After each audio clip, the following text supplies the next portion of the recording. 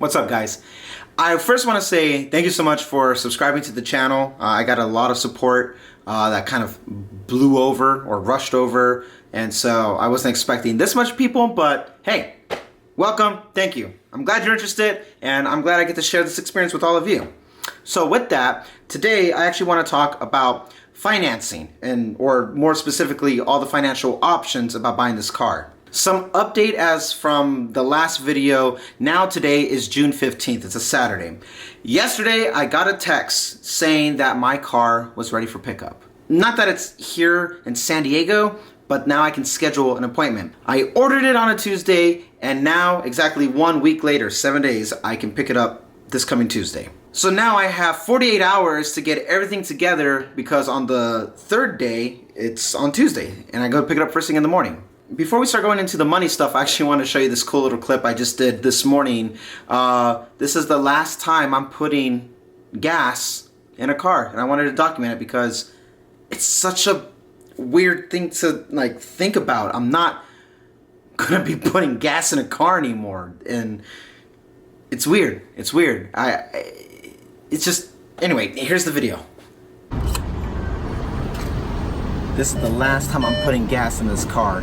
I'm gonna put enough in to just get me through the next couple days, and this will be the last $15 I ever spend on gas. Can't wait. Never again.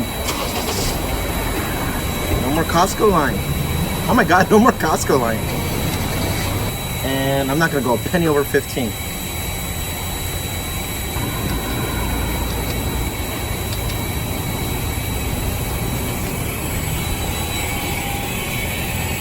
That's the last time you'll see a gas charge. Yee. Post-filming note here. Literally as I cut the camera and I go put the gas pump back in, it wouldn't latch. The whole thing, as I'm looking at it right now, it's not even really it's not put back right. It's poetic and perfect ending in how this is just one less thing I don't have to worry about anymore. And look at those prices. Look at that. $3.59. I'm saving money. Okay, cool. So now that we are kind of up to speed about what's going on, over the last couple days, all I've been doing is kind of going back and forth with Tesla, as well as some other lenders that I wanted to get the loan from. We last talked about how I was kind of waiting for a response back. I ultimately ended up going with Navy Federal for my auto loan. They gave me the lowest rate, and when I got in contact with Tesla, I said, hey, they're giving me 4.4% APR, and Tesla offered me like 5.69 or something like that. I said, can you match? And they're like, yeah, sure, we'll match. Oh, cool. But my business relationship when it comes to a loan isn't going to be with Tesla. It was going to either be with like US Bank or Wells Fargo. So instead of me opening a new account with a bank institute that I don't actually have a business relationship with yet, I'm just going to stick with Navy Fed. However, I did get a quote from CarMax offering me $7,000 for my car now, when Tesla offered me $6,000. So I went back to Tesla and said, yo, these guys offered me $7,000. And they said, yeah, we'll match. That's fine. So far, customer experience or customer service experience, spot on. It's amazing. It's great. All I need to do is just take a photo of it and upload it to my account, which was like quick, easy. But now where I'm at is just gathering all the documentations and the money for Tuesday, so I can just get it over with. So one thing I kind of want to go over is my transparency about this whole thing, because I don't really care, going over the numbers of it all. It doesn't matter, and I feel like specific examples is important if you're interested in buying a Tesla, especially Model 3, especially now. So let's kind of go over what I had to do, and then I will explain my justification as to where my thought process was at with it. So if we actually look at the homepage on the mobile, which is pretty smooth, we have my delivery location that's checked, registration's done, my insurance has been cleared, trade-in is pending because we need to get a final payoff amount from Volkswagen themselves on my car, because there's still an amount that's due to it. Well, we'll go over that a little bit more in just a moment. And payment method has been cleared. because as of this morning I was on the phone with Tesla and I decided, I'm going with Navy Fed for the loan. We cleared that up, so all that's good to go. Now let's open up the payment method. So it's saying that my amount that's due at the time of picking up the car is $5,000. That's my taxes, fees, the trade-in, and whatever payments. But we're going to expand this a little bit further to actually get a little bit more specific about that. So the car that I got today is priced at $51,100. I did not put autopilot on at the time of the purchase. But why not? It's going to cost more later, right? Wrong. As of today, June 15th, 2019, if you wanted to get the full self-driving feature on there, it's going to cost $6,000. If you want to add it later, it's going to cost $6,000. So my focus was getting the monthly payment as low as possible, so that way I can have a worst case scenario what I would need to pay. I plan on paying $1,000, give or take, every single month, so I can just pay it off quicker. But I wanted to get myself down as low as possible, and where I'm at right now is a little over $700 if I don't have the auto or the enhanced self-driving feature on there. Immediately after I take possession of the vehicle and it's mine and I bring it back here and I connect it to Wi-Fi, I am buying full self-driving. Now I can actually put it on a credit card, get some points out of it, and I was going to pay it off anyway because I was including it in my purchase. But all that Tesla needs from me at the time of picking up the vehicle is the $51,100. If we scroll down and we look at the taxes and the fees, we have $49.64 and 51 cents. And that is my sales tax, tire fee, license fee, registration, and all that together is right there. So I'm basically adding another $5,000 to the cost of the overall thing. So be prepared for that. My trade-in value is worth $700.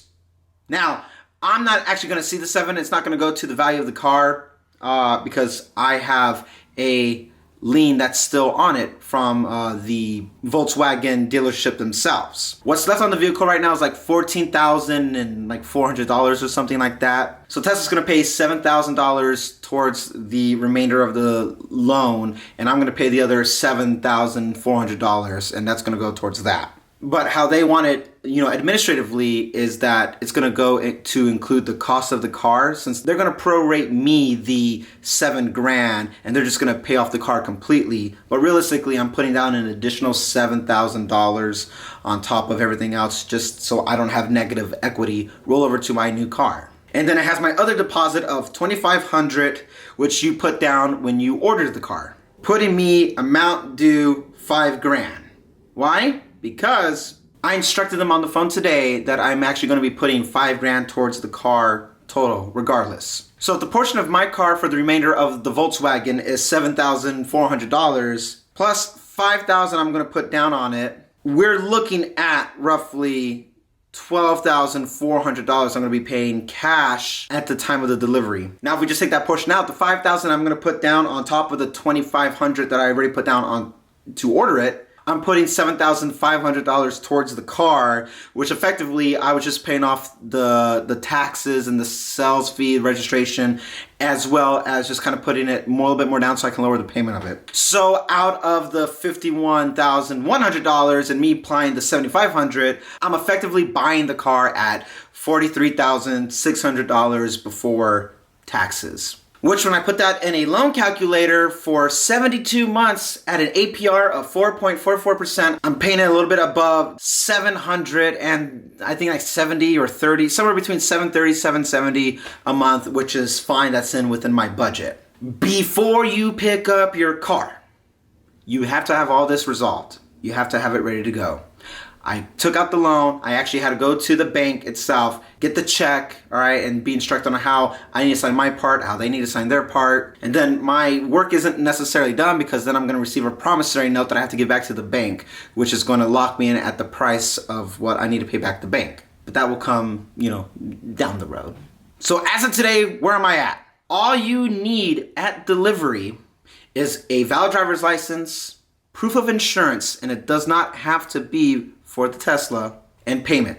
When I put the $2,500 down last week, I submitted my driver's license and my proof of insurance then. So that part's good to go. Now I just need payment resolved. I'm spending this whole week just getting everything lined up, and I'm just double checking, triple checking, dotting I's, crossing T's. So when I go pick up the car, it's as simple as I pull up, hey, here's the keys to my old car. Here's what I need to sign for the agreement for the car. Here's my money. That's coming from Navy Federal.